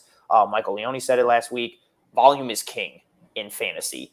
And I just don't know if Evan Ingram is going to get the targets. I feel like Evan Ingram is almost touchdown dependent at this point because he's not the guy. It's not like he's going to be seeing, 7, 8 targets a game. I think you see a lot of games from Evan Ingram where he's got like 2 catches for 25 yards. And then maybe he has the week where he's got like 6 for 80 and a touchdown. But I think you get a lot of weeks where 2.5 to like 5.5 points, which again, I'm okay with if I'm getting that later in the draft and I stocked up on receivers and running backs a little bit, but I'm not going to take him early. I just don't know the unpredictability of that offense and all the pieces or makes me question things a little bit. Are you feeling that, or you got a different take? Yeah, no, his name is certainly something that looks cooler on paper, than it actually produces. I feel like, sometimes you want those names that look good and you're like, oh, I'm going to take this guy because he had, a decent season. Oh, he looks good in my lineup. His name, Evan Ingram looks good in the lineup, but now, he's entering in, I believe, his 5th-year option this year for the Giants. I don't think a lot of people think he's going to be back with the team next year. I think he's had some injury concerns as well. He can't stay on the field at times. He's had some inconsistencies with drops, even though he has a lot of athleticism. So he's just not a guy I would take that late round flyer on. Irv Smith Jr., and we'll get to him in a minute, who's somebody that I would rather have as a late round guy. Evan Ingram could potentially even go undrafted, depending on how deep how many rounds your draft is. One thing I want to bring up, which I think some really cool information is, if you go to fantasypros.com, not a sponsor of the show, but if they want to, feel free to contact us. They have some very cool stuff from a total target standpoint. So the percentage of tight ends, the Giants actually in 2020, they did target the tight end roughly 8th, 9th highest in the league, 27.3%. So there probably will be some target share, but I think a lot of that had to do with the fact that Barkley was gone as well out of the picture last year, so they couldn't do as much with him in the passing game. But again, Evan Ingram, not something that I'm going to get super excited about. But again, Justin, I definitely appreciate that comment. Let's move in a little bit here where we're heading. We've gone 1 hour on the show here tonight. I think there are some other tight ends we haven't really talked about from a tier group perspective. Again, we kind of glazed over Waller and Kittle, but I don't know that we need to spend a lot of time on them. They're obviously, kind of top tier tight ends outside of Kelsey. Rich, in my tier 3. But go ahead. I was going to say, just real quick. I mean, do your tier 3s, and then I think this is the 3rd time he's been mentioned now. Adam mentioned him. You mentioned him. Yeah. Caitlin's mentioned him as well. Irv Smith is getting multiple comments on this show tonight, and he's someone in the fantasy community that a lot of people, there's been like a legit debate. He's very polarizing. Some people think like, no, this is going to be the year he's going to break out. And then other people are just kind of like, stop trying to make Irv Smith happen. He's not going to happen type of thing. I'd love to get your thoughts on, because you mentioned him as well, Irv Smith. And then I guess where does he fall in your tiers? And then let's, I guess, go into those the next tier of guys after our tier 2 people. Yeah. So, I mean, that's a good question. And Caitlin, you're right. Irv Smith's definitely a guy I have, he's right now, he's going ADP wise, he's down in 121. So he's a guy tight end 13 from an ADP standpoint. So somebody you can certainly get late. For my tier 3 though, Pitts, Andrews, and Hawkinson, which we've spoke about after Kelsey, Waller, Kittle, Pitts, Andrews, Hawkinson. For me, it's kind of the rest. Then, I mean, I kind of have the love-hate relationship with Noah Fant. I know Adam, the Bull, talked about Noah a little bit. I feel he's very intriguing, maybe at the top of a tier 4 with Dallas Goedert, but I don't really like Dallas, to be honest. So for me, it's those guys, or then I don't know that I really care if I get Robert Tonyan or Irv Smith, or even taking a flyer on old Rob Gronkowski. Like, I don't know there's a huge reason to spend draft capital higher up in rounds where you might have to spend it like at the 74th overall pick for Dallas Goedert, for example, from an ADP standpoint. I'm cool with waiting to 121. I'd much rather just take the flyer on Irv Smith. So for me, Irv's down there in that, hey, I'm going to wait. I missed out on, Kelsey, Waller, Kittle, Pitts, Andrews, Hawkinson. I missed out on those guys. Now I'm going to just take any of the tight ends that are left late. And again, for me, I don't think Irv Smith really had a chance. So, last year people thought he was going to get the shot. And Kyle Rudolph was still kind of around. Kyle was banged up. He didn't have a great year, last year. But I think this year, especially early on in camp, and I followed the Minnesota camp a little bit because I'm a big Justin Jefferson guy. I also have some shares in Kirk Cousins, even though he put himself in a plexiglass container, which is a little strange. But I like Kirk Cousins late from a quarterback standpoint. So I've been kind of following their camp, and the Vikings in the red zone have really been targeting Irv Smith early on red zone packages, which I love, even though he's not the biggest tight end. He's only 6'2", which is interesting. But again, he's athletic, Alabama pedigree. The Vikings are kind of middle of the pack from a target share perspective at the tight end possession, at least from last year in 2020 at about 22%. But I think, again, a guy that you can get late, I'm cool with taking a flyer on Irv Smith. And I know I mentioned Gronkowski, which he's old. I get it. Gronkowski's like that 23, like 1923 to 1926, like Ford Roadster. Looks cool, but it's not been like revamped. It's going to break down. It's all the original parts, but it looks cool. But if I compare like Irv with Gronk, I think Gronk's still going to get touchdowns in Tampa Bay a little bit. I can grab a couple of those ends late, and I'm not mad about that. So Irv Smith's a guy, I like him. I like Irv Smith late. Irv Smith's a really interesting one for me, again, just because I mentioned he's been so polarizing in the fantasy community, but I like the idea of, what you mentioned when it comes to strategy, and especially in redraft leagues, I'm very much on that. So if I'm not getting, I loved your tiers.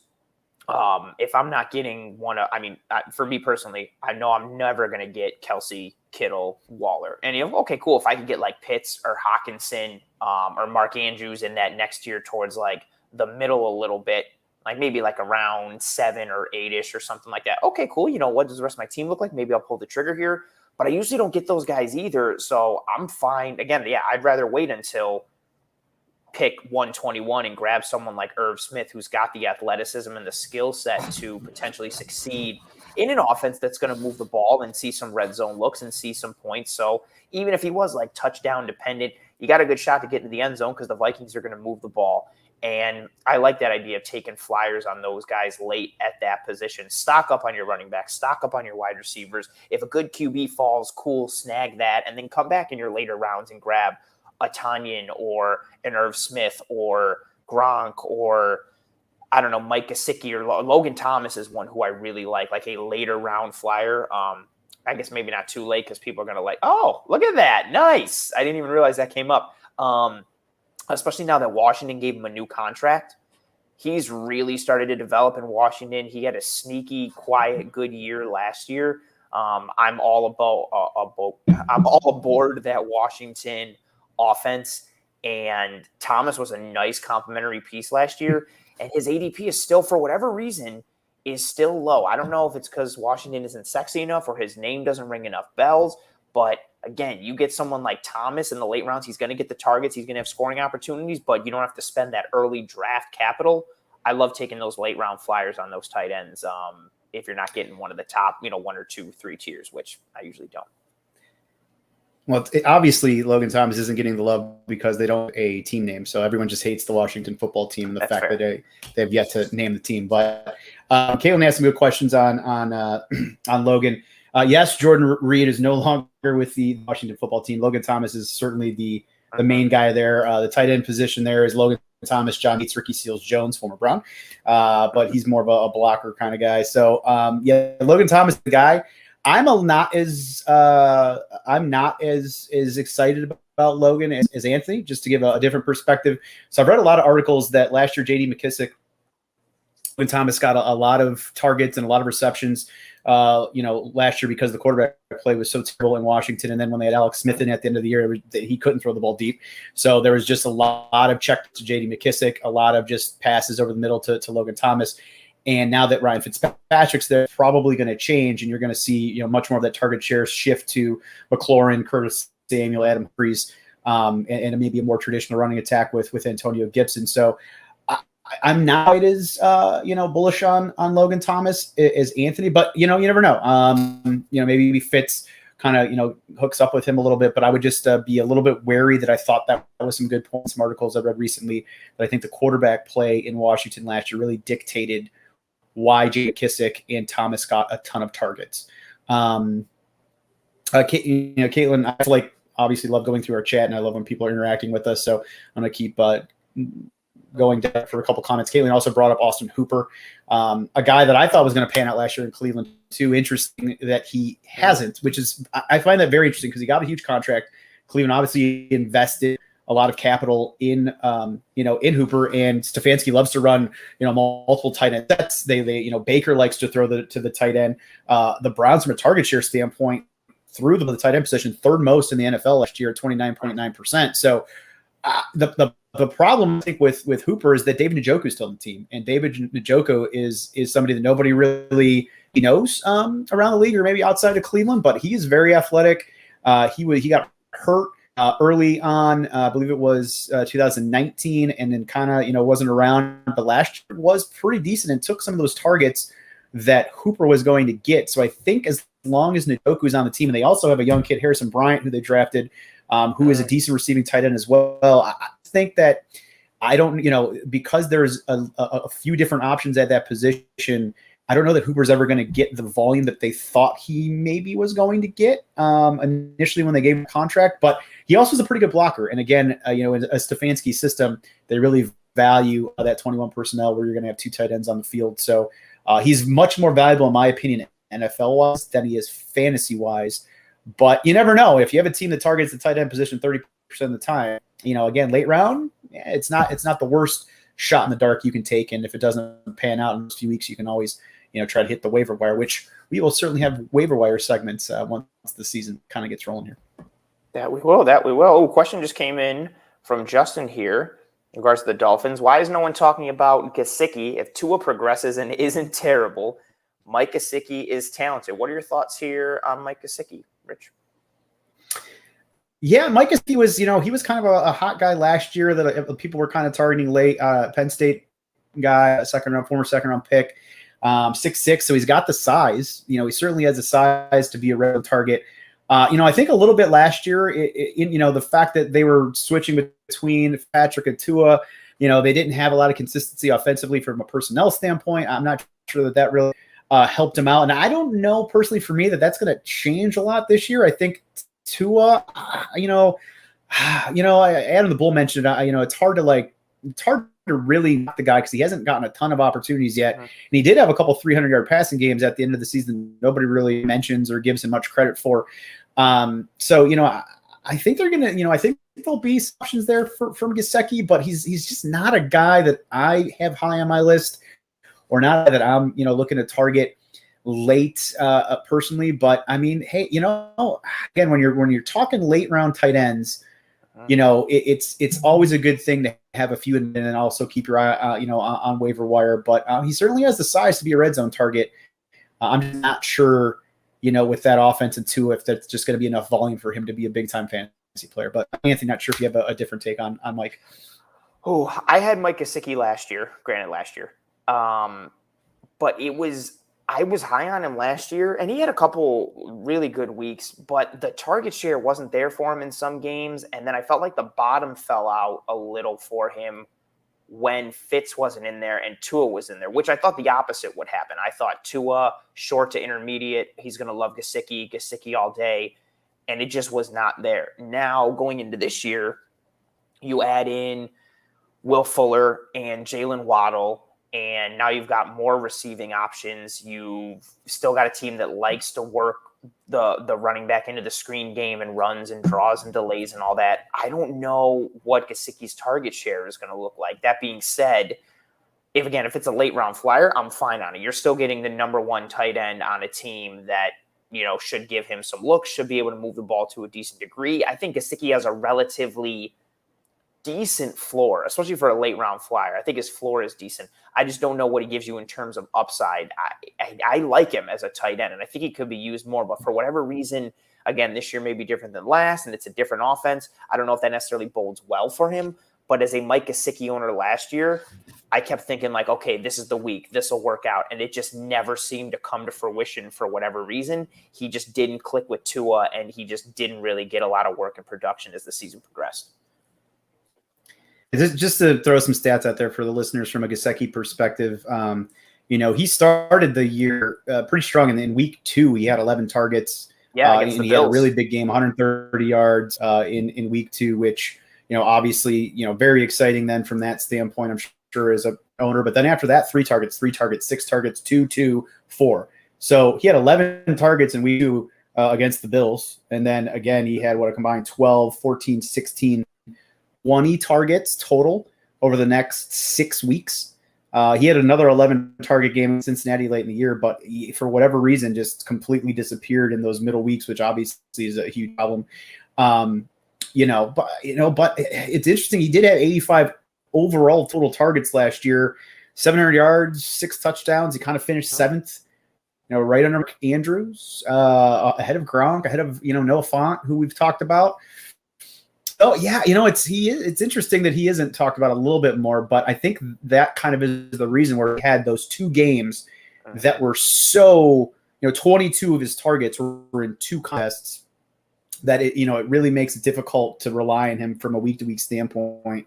Again, late round, to your point, he is a number 1 tight end on a team, but they added some pieces. So, in Tua, they're not going to have probably as much of a passing game, I would assume, here with Tua compared to Fitzpatrick. So, not. I would second that notion as well. Yeah, it's just again, I think he falls into that old school kind of fantasy wasteland type of thing where it's like, is he a hit? Is he a miss? What does he give you? I don't know, but it's round 13 and I don't have a tight end, so cool, I'll take him. Yeah, pretty much. All right, so we talked Smith. We've talked about Evan Ingram. We've talked about Gesicki. Anthony, I don't know. Kind of to wrap up the tight end discussion. I guess first, is there anyone we talked about that you really liked that maybe was in a higher tier that we didn't talk about? We've talked about Kelsey, Waller, Kittle, Hawkinson, Andrews, Pitts, Logan Thomas. So is that maybe up there that we haven't discussed? And if not, is there anyone lower that you really like, kind of from a late round guy, similar to how I was, kind of on the Irv Smith Jr. bandwagon? Late round guys that you think maybe have a chance to really creep up into that top 10 ranking, kind of wrap up our tight end discussion?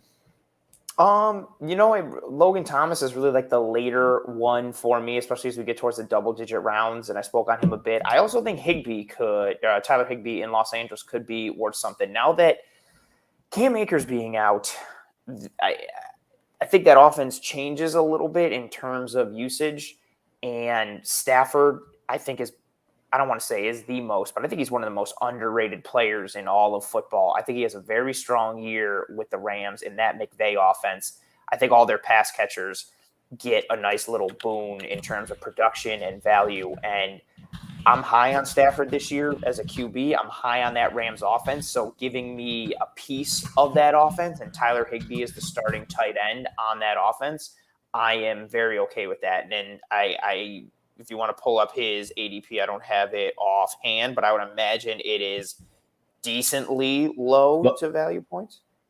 Logan Thomas? No, Tyler Higbee. Talking about Tyler Higbee he's 114. Oof. So he is, to put that, so Logan Thomas is 92, Tyler Higbee's 114. So Tyler's right in that Gesicki, Irv Smith Jr. range. They're kind of in a similar ADP standpoint right now. Nice. Thank you very much for that, Rich. I like that you got the production standpoint. I knew you were a click away as you were talking there, so I knew that would work out. Yeah, I like Higbee. Give me a piece of, when in doubt, for certain things, get a guy on an offense that's going to put up points and move the ball. And I think that Rams team is going to put up points and move the ball.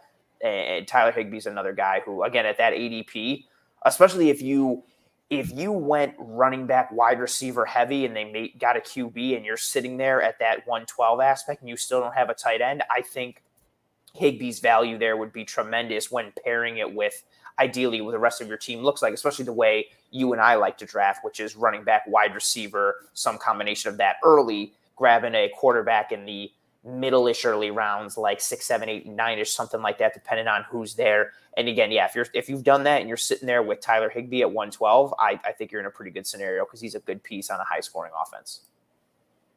Yeah. I'll 2 names out there real quick. The deep. We're talking like we're way down. We're like talking, I don't know. We're American pickers. We're going around and we're finding the junker on the lot from a car standpoint. We want to kind of restore it a bit. But Blake Jarwin and Dalton Schultz, the 2 Dallas tight ends, just that offense is going to be so high-powered from a passing standpoint as Dak is healthy. And both of them, everyone thought that Blake Jarwin last year before his injury was going to be, somebody that was really going to potentially produce. And then Dalton Schultz came on. And he actually had some good weeks, last year, for Dallas. So from a log standpoint, he had 8, 7, 6, 5 targets down the stretch. He had 6 or 4, 5 receptions. He had a 10 target, 7 reception game. So, I mean, he wasn't obviously, completely crazy, but he finished with 63 receptions, 615 yards, and 4 touchdowns. And obviously, he wasn't really the main guy the whole year. He's a former 4th-round pick out of Stanford. Again, good size, 6'2", 240. And Blake Jarwin in a similar fashion, out of Oklahoma, 6'5", 240, kind of very similar tight ends. Obviously, he got hurt, very early on in this. I think week 1. So if one of those two can emerge, Blake Jarwin's slightly ahead of Dallas right now from an ADP standpoint, and pretty much last round. If you're talking like a 16 draft, you can pick them as 15th round player, or keep an eye on them waiver wire, wise. One of those, in my opinion, really might be able to emerge as some that's a nice backup tight end to have on your team, or maybe even eventually becomes a borderline tight end 1. So to me, like, again, late round, 2 guys I'm keeping an eye on that maybe I take in the dark at that can really emerge and maybe move above some of those other guys that kind of all fall in that 4th tier where you're not really sure what you're going to get. I like that as well. The Cowboys went to Schultz, granted it's preseason, a couple times last night for the Hall of Fame game, and with Jarwin coming off the injury. Again, I think your point falls in line a little bit with my Higbee point for the Rams of, when in doubt, get a starting option on a team that's going to score points and move the ball. Like, that's especially, again, late. Your idea is even better because it's even later, like a late round flyer. But if you're getting that, again, a starting piece on a team that's going to move the ball and score points, and the rest of your team went the way it should already, you're in a really solid position. Yep. And one more question before maybe move into another segment tonight to kind of wrap it up. Caitlin, again, really appreciate all the interaction tonight. She was kind of talking about Carson Wentz in Indy. Unfortunately, Carson has the injury, the foot injury, broken bone there. He had 3 out 5 to 12 weeks from a Colts standpoint. Yeah. They still have Jack Doyle in Indy, and Jack Doyle has had very nice years. They also have Mo Alley Cox, who had a couple of those crazy weeks and kind of would disappear. Those are another, Jack Doyle is another guy that if Wentz can get healthy, maybe that's somebody that you could take a late round flyer on or kind of keep an eye on the waiver wire, but that's all dependent upon, because they don't really have much of quarterback outside of Carson. So if he can't, if that bone takes a while to heal, and if that's a weak situation, I would just avoid, the Indy tight end situation altogether. If he can, get down the field week 6, maybe Jack Doyle, somebody to keep an eye on, but he's probably a waiver wire guy. I don't think Doyle's going to get drafted too much in many leagues, unless you're talking really deep, 20-round draft, something like that. So, I would probably just take a pass and keep an eye on Doyle waiver wise if Wentz can come back from that injury. Yeah, I think that's a pretty fair take, and you probably have a good shot with that at the waiver wire anyway. I think like a lot of people are fading the Colts offense to a degree now, especially the lower tier guys with Wentz being down, and then the Quentin Nelson injury as well. So I think you're having a lot of people that are going to fade that, and you'll have the opportunity to pick up Doyle on the waiver wire. Great call. All right, so great discussion on the tight end tiers. Maybe just a couple minutes. There's a couple different things going on just around the NFL that maybe we can touch on. So I want to get your opinion on a couple things. We kind of just touched on the Colts injury woes, so we'll kind of skip over that one. But, some interesting rumors on the Philly scene. I know as a Jalen Hurts owner, you have some shares with Mr. Hurts. There's been the rumors of Deshaun Watson maybe going to Philly. That's kind of weird to me a little bit. And also, Jalen Hurts just maybe not getting the nod right away as far as being named the week 1 starter, which also is a little strange to me. I'm just curious. You talked a little bit with Adam. I didn't know if you had any other comments on that potential situation brewing in Philly between, Hurts or Watson or anything going on there. No, I touched on it a little bit with Adam. It is interesting because I thought, going into the year, and I've said it multiple times on the show, I don't think Hurts is a tremendous NFL quarterback like at this point, but I thought he would be fantasy relevant because of his skill set and the offense. But I also assumed that who else is going to be the starter? Joe Flacco. The fact that they weren't naming him the starter was interesting, but then it also went kind of hand in hand with what Sirianni has talked about since day one when he took over the Eagles, which was everybody has to earn their job. Nobody's job is given. I'm not naming anyone everything. Everyone has to be earned, and everything has to be earned, so on and so forth. So oh, okay, this and that. And then you had some really great days, according to Eagles reporters, some really great days and great practices from Hurts. But then you also had the inconsistencies and the ups and downs, which I think comes with the territory. But then you're also getting a lot of posts from Eagles reporters and fans and even the team to a degree, showing him doing different things with the whole QB1 aspect. It's very murky, very interesting. And I think if he's there, he's individually fantasy relevant. But I mean, if Deshaun Watson goes to that offense, I don't know what would go in return. I know the rumors were picks, Hurts, and I think maybe someone like Jalen Reagor. So that's a weapon that goes away. But if Deshaun Watson suddenly goes there, I mean, he's one of the best quarterbacks in the NFL. It's a shame that he seems to be a very much less than ideal human being in real life. I also know there's been a lot of backlash from Philly fans, which I was very surprised with. Not to knock Philly fans, but there was a lot of fans who were like, no, we don't want any parts of Watson. Not even because, I mean, there's a pretty decent amount of Philly fans that are on board the Hurts train. But there were a lot, even the ones who aren't were like, no, that's fine. I'd rather see what Hurts can do because I don't want Deshaun Watson anywhere near my team. And, Howie Roseman's been a GM who's taken swings in the past, but it's all, very interesting all of a sudden, especially, and I mentioned with Adam earlier, you've got all these, Chris Trapasso reported the story, and then Pro Football Talk put out a story saying that source wasn't real. And then Benjamin Albright came out and said he spoke with a Texan source and they don't have anything cooking with Philly. There's all this gamesmanship and weirdness, and it's all suddenly very clouded, which isn't ideal for fantasy football, as if we needed more, randomness and cloudiness into a fun thing that's already got a huge aspect of randomness to it. So I mean, what are your thoughts on it? I mean, I know you aren't anywhere as near passionate about Jason. I'm not even that passionate about Jalen Hurts. I've suddenly just become the guy for him. And I hate it because I don't even like him that much. But yeah, I know you're not high on him or high on him at all. But let alone with this news that's come through.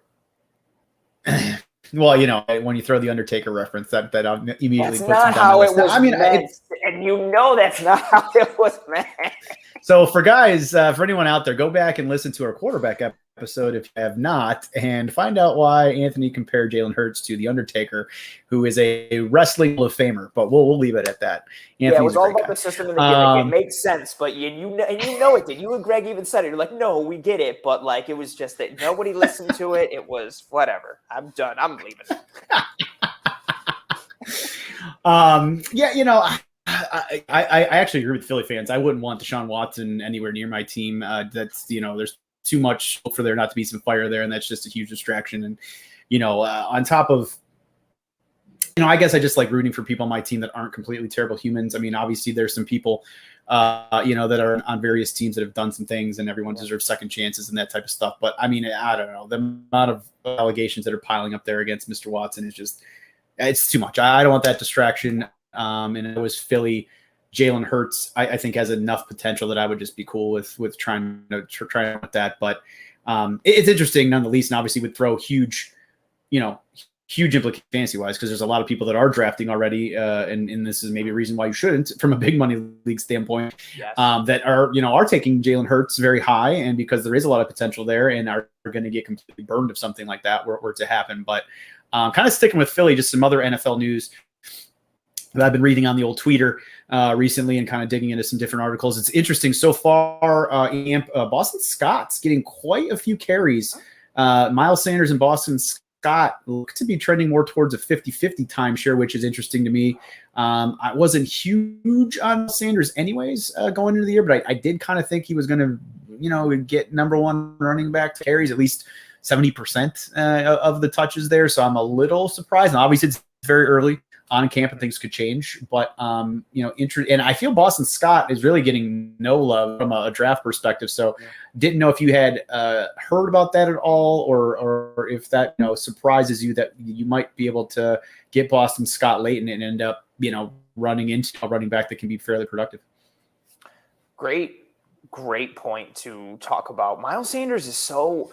I feel like from a talent perspective, Miles Sanders was a running back I owned in multiple leagues last year. I thought he was going to kill it, and I guess he did when he was healthy, but then he wasn't healthy. He had some fumble issues. I also read that He's had some fumble issues again in camp so far, which has caused some other running backs to see some looks. But if you look at that Philly backfield, I think the obvious is Miles Sanders, but then they also brought in Kerryon Johnson. And I think you see that combo, and I think that's the reason people are just completely forgetting about Boston Scott. I think he also gets kind of that little man syndrome thing, and people just see him and like, oh, he's just like a little guy. He's not like anything. Like, don't worry about him, like this and that. But he was productive every time that he's been on the field for Philadelphia, and he's got a unique skill set. He's almost, I don't want to just say it because he's small, but he's almost Darren Sproles-like or Danny Woodhead-like in terms of how he's used, what he can do, and how, what type of skill set and traits that he uses to succeed.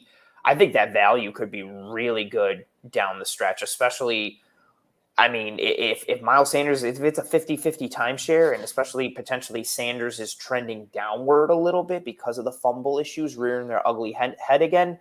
Sirianni and the Philly coaching staff don't have any ties to anyone. They didn't really draft any of these dudes, so they can do whatever they want and kind of go with a clean slate. You tend to see, the changing of the guard here and there from time to time. They don't have a ton committed to Miles Sanders, so maybe they're starting to go another way. And again, I'll take a piece on, I don't think Philly's defense is going to be great, and I think they move the ball enough. I like Sanders later than he's going in his current ADP, but Boston Scott, if he's trending upward, especially considering nobody knows of him or is really paying attention to him, that could be something that could really, benefit, especially if the fumbling issues continue for Miles Sanders. Yeah, so definitely handcuffed there. So I know, some people are high on Miles Sanders, and I understand that position, but certainly Boston Scott looks to be somebody that you need to take from a handcuff standpoint if you are a Miles Sanders owner. I feel like, in my opinion, from a strategy standpoint, if you take CMC, for example, I don't know that like wasting a pick on Chuba Howard is necessary this year. Obviously, last year Mike Davis certainly worked out, but I think there's certain guys where the handcuff is just such a drop off that it's like, well, you're kind of that player goes down. But I think Miles Sanders is one of those examples where you certainly want to take the handcuff just in case, and I think Boston Scott's somebody to try to take a peek at late, just at least from what we're hearing early on camp. Just going to kind of recap, Anthony, to bring us home tonight. Some of the other things going around, I'm just going to name off things that we're seeing in case people haven't heard them yet from an injury perspective, or just some things that are happening. So last night, in the Hall of Fame game between Pittsburgh and Dallas, looked like Chase Claypool went down. He said, we heard that Tomlin said that he was fine. He just kind of landed on the ball. I'm not sure if anyone was watching or saw. There was maybe some concern with maybe some rib injury there initially. It was a deep pass down. I think it was silent, if I remember correctly, when I was watching. So he kind of caught it, juggled it, and landed directly on it. But he looked to be okay. Justin Jefferson went actually down today in practice out in Minnesota. I kind of mentioned that earlier. There was a little concern that it was going to be potentially a broken clavicle. It didn't look great. It looks like the initial diagnosis is maybe just an AC joint sprain. So something to keep an eye on there, because obviously if Jefferson goes down, that's a huge issue because he's a top wide receiver for Minnesota. Looks like he'll be okay. Kenny Golladay out 2 to 3 weeks right now in Giants camp. Probably not the biggest deal. He's a vet, so he probably doesn't. True. I'm not a huge Giants guy anyways from a fantasy standpoint, but he's a vet. He probably doesn't really need the camp, but he's out 2 to 3 weeks now. He needs to develop that chemistry with Daniel Jones, so that could hurt a little bit. And then Burrow is supposedly struggling a little bit as well in camp, which I've been really on the bandwagon with the Bengals this year. I think they're kind of like the Falcons. They're not going to be great probably, but they're going to be good enough to stay-ish in games, but they're going to have to pass, and I really like the weapons they have. So I've been big on Burrow as well as Jamar Chase and T. Higgins and Tyler Boyd and Joe Mixon. Wow. So that would be interesting because I still think he's a little bit hesitant, a little bit worried about the knee. So he's seeing some ghosts maybe a little bit this week in camp. And again, very early, you never know, but that's why we're here, trying to give people some information if they haven't seen it. So, something to keep an eye on there. Curious to see how that performed, how he performed in the first or second preseason game. Oh, for sure. And I know a lot of the talk too has been that the offensive line, again, shock is not holding up well. And the Bengals are kind of getting some flack for taking Chase instead of going O-line early in that first round. But that would be, I feel like the Bengals are like the dark horse at this point for fantasy. Like everybody loves like Burrow and Chase and Boyd and Higgins. Like you're getting even like Bleacher Report and PFF are doing the tweets like that are like, name a trio better than this one. And it's Jamar Chase, Boyd, and Higgins, which is, I mean, no disrespect to any of them, but it's crazy considering Jamar Chase hasn't even taken an NFL snap and everybody's already there to kind of like crown them as like not even the best young trio, like the best trio of wide receivers in the NFL. And obviously so much is hinging upon Joe Burrow's ability to be a solid quarterback, and he's got so much talent. It would be, I don't like the Bengals, but it would be a real shame if that knee injury led him to seeing ghosts and if they can't protect him, because he's got a boatload of talent, and it would be really unfortunate if those reports are true and they continued into the season. That would suck. And it would be huge for fantasy because it would drop the value significantly of those triplet receivers and Joe Mixon, who looks to be finally like the solid 3-down running back, and reward the faith that so many people have put in him over the last several years. Yeah, and then the last piece for me, Browns camp. I'm paying close attention to the Browns camp. I don't think it's going to matter yet in fantasy, but Donovan Peoples-Jones to keep an eye on. He's having an excellent camp, and he had a lot of potential last year. Kind of had a game-winning touchdown against the Bengals on a crazy play from Baker along the sideline in the end zone. Has size, and it's something that Odell and Landry, I love them. They're not the biggest wide receivers from a height perspective. So if something were to happen and an injury were to take place, keep an eye on Donovan Peoples-Jones. I'm not saying draft him, but kind of keep him in the back of your mind. It's important to kind of keep a list of players that you want to keep an eye on early waiver perspective, because things are going to happen early on in seasons. You have to snag those guys early, and we'll talk about a lot more in the future. But just something that I'm hearing, really positive on from a camp standpoint is Donovan Peoples-Jones. But obviously right now OBJ is looking great as well from a rehab standpoint. So OBJ and Landry are the main guys there. But I don't know, Donovan Peoples-Jones, keep your ears on him, or your eyes on him, later on this season. But we've gone over an hour and a half. I actually thought this episode might be a little bit quicker tonight because the tight end group isn't, the deepest, and we were missing our fearless leader, Greg. But I had a really great time, Anthony. BS to you about the tight ends. I think Adam was a fantastic guest. Again, Adam the Bull from 923 The Fame. So any last thoughts before we kind of wrap it up tonight? No, I think this was a great episode. You and I, doing things in Greg's stead. And yeah, Adam was fantastic. Major shout out to Adam for dropping by and staying with us longer than we initially planned for. So he was awesome. And yeah, we're starting to, I mentioned it on Disguise Coverage, talking about it last week and this week. Training camp has started. We are officially in football season. The first preseason game has hit. Next week, we're going to see a lot of preseason games for everyone in the NFL. We are officially into football season for real NFL football and for fantasy.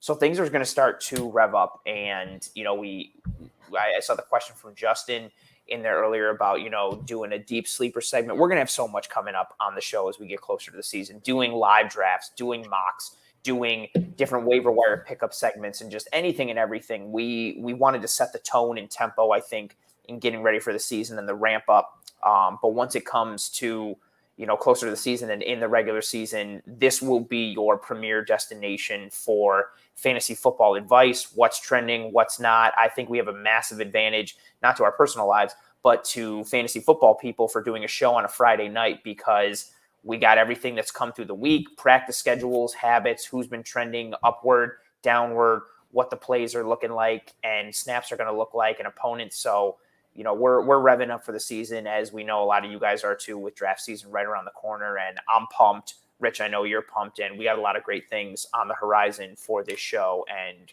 we're excited to be, your guys' trusted source for fantasy football advice and knowledge. And, don't forget about Underdog. We'll have those Underdog drafts going on Twitter as well. So follow us on Twitter. You can see our Twitter handles there on the screen there at Burner Sports for myself, and Anthony at @pro_ANT. So hop in to, some of those Underdog best ball leagues that we are doing. It's going to be a great time. Thank you, Justin, for that donation. That's fantastic. Really appreciate that. And, all starts tonight in the Caitlin and Justin. I want to shout out to you guys. It's always fun when we get interaction in the chat and answer questions. I think that's going to happen, more as we move on into the season and we start to talk about waiver wire pickups and all that kind of cool stuff. So love the interaction. I love talking about the questions that come up. So appreciate you guys are awesome tonight. All stars from a chat perspective. Great episode, Anthony. Thank you very much for hanging in there with me without our fearless leader, Greg. We'll have to tell him we don't need him anymore or something like that. I know, Greg. Greg is out. We'll tell him that. We'll reach out a bit and be like, hey, feel free to do more birthdays. You're out. No, we miss Greg. We're excited to have him back next week. Again, interact with us. And Anthony, again, I'll let you take us home as the veteran here on Cover One. Oh man. That's super funny. Caitlin donated awesome. $258 and with that's fantastic. And with the caption, it's not $258 million, but it feels like we won the lottery. That's awesome, Caitlin. Thank you so much for the donation period, let alone the cleverness in which you donated. Well done. Well played. I love that you hit on that. Great engagement tonight from the chat. And Caitlin and Justin, you guys were all stars. And I think, Rich, you touched on it. We want to get into a big portion of that. The whole interaction and engagement piece, especially with doing this live show, is so that we can answer questions and comments and concerns and have that back and forth and that banter, which you really don't get from, a lot of like the major network fantasy shows. Like they do their pre-tape show and they put it out and it is what it is. So we're looking to be here for that for sure. And Caitlin, Justin, not just because of your donations, but your engagement and questions and energy and thought process was fantastic this entire night. So thank you guys so much. Thank you to everybody who tuned in live for the show tonight. And if you're listening to this later, watching this later, whether it's on YouTube or any one of the podcasting apps and platforms that we are on, which is pretty much everything, thank you so much for, giving us your time. And please rate and review and subscribe. Tell all your friends and family and loved ones how fantastic we are. Or I always like to say, if you have someone you hate and you think we suck, that's fine. Tell the person that you hate to listen to us to try and ruin his day. But, who knows, maybe he'll like us and that'll work out. So there's something in it for everyone. And we miss Greg tonight, but Rich, you were fantastic. It was awesome riding with you, kind of a dynamic duo tonight. Thank you very much to Adam for joining us from 92.3 The Fan. Adam the Bull was fantastic. Again, thank you to everybody in the chat. Thank you to everybody listening, watching later, any of those things. Humor Habit coming through with a nice comment at the end saying, we rock. You rock. We appreciate you. Hope you and all of your family and friends and loved ones stay safe. And we will see you next week. Smash